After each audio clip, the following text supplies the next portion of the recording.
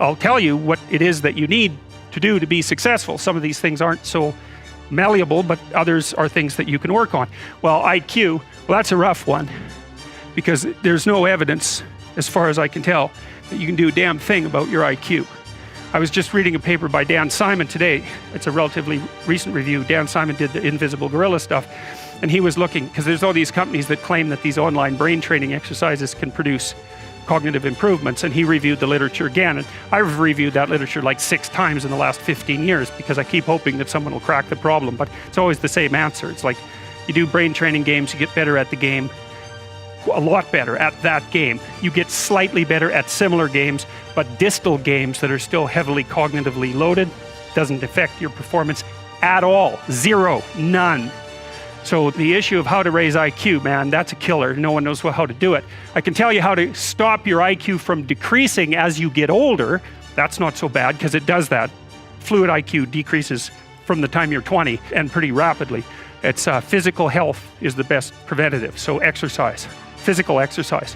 Weirdly enough, you think, well, why? Your brain uses oxygen like mad, right? And it needs to be kept clean and well oxygenated. And physical exercise, both like weightlifting, so anaerobic and aerobic exercise, both seem to be very, very effective at staving off cognitive declines across the lifespan. So that's a really useful thing to know, because that's the only thing we know that does that.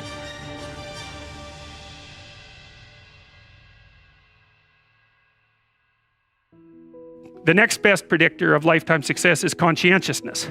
And of the 2 aspects of conscientiousness, say orderliness and industriousness, the better predictor is industriousness. So the question is, what can you do about your industriousness?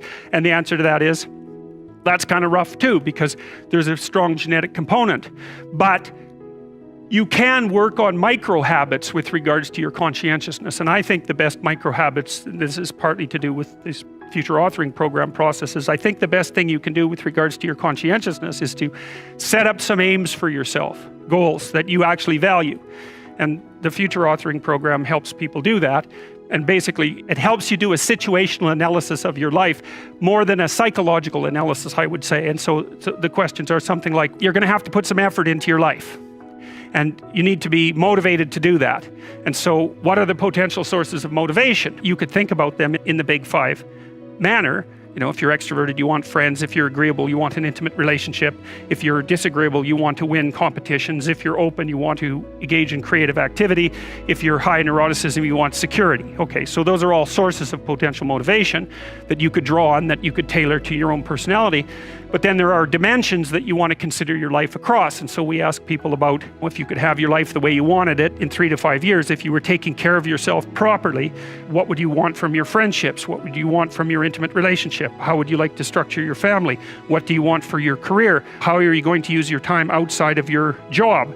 And how are you going to regulate your mental and physical health, and maybe also your drug and alcohol use, because that's a good place to auger down, because alcoholism, for example, wipes out 5 to 10% of people. So you want to keep that under control.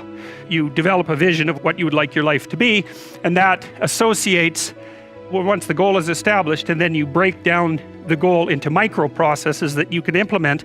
The micro processes become rewarding in proportion, in relation to their causal association with the goal, and that tangles in your incentive reward system, and that's the thing that keeps you moving forward. And the way it works is that it works better if it produces positive emotion when it can see you moving towards a valued goal. Okay, well, what's the implication of that? Better have a valued goal, because otherwise you can't get any positive motivation working out. And so the more valuable the goal, in principle, the more the micro processes associated with that goal start to take on a positive charge. And so what that means is, well, you get up in the morning and you're excited about the day, you're ready to go. And so as far as I can tell, what you do is you specify your long-term ideal.